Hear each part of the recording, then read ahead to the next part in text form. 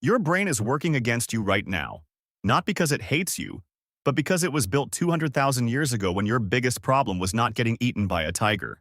Fast forward to today, and that same brain is why you can't stop scrolling TikTok at 2 a.m. when you have a big presentation tomorrow. Every time you hit snooze, avoid that difficult conversation or choose Netflix over your side project. That's not weakness. That's ancient wiring doing exactly what it's supposed to do: keep you safe, keep you comfortable, keep you in the cave where the tigers can't get you. But what kept your ancestors alive is now keeping you stuck. In the next few minutes, I'm going to show you 5 ways to literally reprogram these ancient patterns so success starts feeling as natural as survival. Let's get into it. Chapter 1. Training your brain to face discomfort. So think about the last time you really wanted to do something uncomfortable. Maybe start a business, have a tough conversation, or finally go to the gym. What happened? You probably felt this wave of anxiety. Maybe your heart rate went up a bit, and your brain went, yeah, let's not do that. Let's do literally anything else. That's your amygdala talking. It's this tiny almond-shaped part of your brain that's basically your internal alarm system. And it's incredibly good at its job, which is to freak out whenever you try to do anything outside your normal routine. Most people think successful people just don't feel this, like they're somehow immune to discomfort. But that's completely wrong. They feel it just as much as you do. They've just trained their brain to recognize that the alarm is lying most of the time. Think of it like a car alarm that goes off when a leaf touches it. Sure, it might save you from an actual thief one day, but mostly it's just screaming about leaves. Your amygdala is the same way. It can't tell the difference between real danger and sending a cold email to someone successful. So what do you do about it? You don't try to silence it completely. That's impossible. Instead, you train it like you'd train a dog. Small exposures, controlled discomfort, repeated evidence that the scary thing didn't actually kill you. Pick something you've been avoiding, not the biggest, scariest thing. Something medium-sized. Maybe it's making that phone call or posting your work online. Now commit to just 10 seconds of action, not finishing it, just starting it for 10 seconds. Those 10 seconds do something incredible. They prove to your amygdala that the danger wasn't real. And every time you do this, your tolerance for discomfort expands by about 1%. Doesn't sound like much, right? But do that every day for a year and you're 365% more capable of handling discomfort than you are right now. Your comfort zone isn't this fixed thing you're born with. It's more like a muscle that gets stronger the more you use it. Most people just never train it. Chapter 2. Hijacking your dopamine for productivity. Now let's talk about why you can spend 3 hours on Instagram but can't focus on your actual work for 30 minutes. It's not because you're lazy or broken. It's because your brain runs on dopamine, and it's getting played. Dopamine is like your brain's currency. Every action you take is motivated by the promise of getting some. Finish a big project? Dopamine hit. Scroll through 50 TikToks? Same exact dopamine hit. Your brain genuinely cannot tell the difference between accomplishment and distraction. They feel identical neurologically. This is why social media is so dangerous. It's not that it's entertaining, it's that it's giving you the same neurochemical reward as actually building something meaningful. Except you get it instantly and with zero effort. Your brain goes, why would we work hard for dopamine when we can get it in 30 seconds by opening Instagram? You're not competing with your own laziness. You're competing with apps that were literally designed by neuroscientists to hijack your dopamine system as efficiently as possible. So you need to hijack it back. Delete the apps off your phone. I'm serious.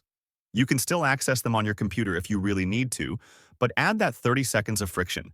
Because dopamine isn't just about the reward itself, it's about how easy it is to get. Make the bad dopamine hard to access. Then, and this is where it gets interesting, start creating artificial rewards for productive behavior. Finished an hour of deep work? Check a physical box on a piece of paper. Completed something difficult? Actually do a victory pose. Arms up, big smile, the whole thing. You'll feel ridiculous, but your brain responds to physical celebration the same way it responds to digital likes. Track everything visibly. Streaks, tally marks, progress bars. Your brain releases dopamine when it sees progress. Within about 2 weeks of doing this, something wild happens. Your brain starts craving the productive dopamine because you've made it more accessible than the distraction dopamine. You haven't become more disciplined. You've just redirected where your brain goes looking for its fix. Chapter 3. How identity shapes your discipline. My brain at 9 p.m. is like this incredibly ambitious life coach. Tomorrow we're waking up at 5 a.m., crushing a workout, journaling, meditating, and working on that business idea for 3 hours before our actual job. And my brain at 5 a.m. is like a completely different person. What if we died, though? Let's stay in bed and think about our mortality for a while. This is why I stopped trusting my brain to just naturally do the right thing. Because it won't. Not because I'm weak, but because brains don't work that way. Which brings me to something most people completely miss. You can't change your behavior long-term without changing your identity. And I don't mean that in some abstract spiritual way. I mean it literally. Your brain doesn't do what you want it to do. It does what's consistent with who you think you are. If you see yourself as not a morning person, your brain will sabotage every single early wake-up attempt. If you identify as someone who's bad with money, your brain will find creative ways to keep you broke. Your identity is running the show. But you can't just decide to have a different identity tomorrow. That's not how it works. Your brain updates your self-concept based on evidence. Every action you take is a vote for the type of person you're becoming. Do one push-up today? That's one vote for I'm someone who exercises. Send one cold email? One vote for I'm someone who takes action. Your brain is literally counting votes and updating your identity based on what wins. So if you want to become someone who builds a successful business, you don't need to suddenly transform into this completely different person. You just need to collect enough evidence that your brain updates the identity naturally. Write for 10 minutes? Evidence. Reach out to one potential customer? Evidence. Show up consistently even when you don't feel like it? That's the strongest evidence of all. After about 30 days of consistent votes, something shifts. You're not trying to force yourself to be disciplined anymore. You just are disciplined, because that's who the evidence says you are. That's when everything gets easier, because you're not fighting your identity anymore. Chapter 4. Designing an environment that forces success. None of this matters, though, if your environment is actively working against you. And for most people, it absolutely is. You cannot out-willpower a bad environment. It's not possible. Willpower is this limited resource that gets depleted throughout the day. But your environment is constant. It's there at 8 p.m. when you're exhausted and have made 10,000 decisions and just want to eat an entire pizza. That's when your environment wins. Would you rather try to resist eating cookies 10 times a day, or just not buy the cookies? One decision versus dozens. This is why willpower is the wrong tool for the job. Look at your physical space right now. What's the path of least resistance? If your phone is next to your bed, you'll check it first thing in the morning. If junk food is in your pantry at eye level, you'll eat it. If your gym bag isn't already packed, you probably won't go. You're not making conscious decisions about these things. You're just following the easiest path. Smart people design their lives for their weakest moments. They don't organize everything for their most motivated, inspired, energized self. They design for the exhausted version at 8 p.m. who has zero willpower left. That version needs systems, not inspiration. Make the good stuff frictionless. Lay out your gym clothes the night before. Schedule your deep work blocks like they're meetings you can't miss. Automate your savings so you never have to decide. Every point of friction you remove is a decision you don't have to make. And add friction to the bad stuff. Delete the apps. Put your phone in a drawer in another room. Make the destructive behavior require effort.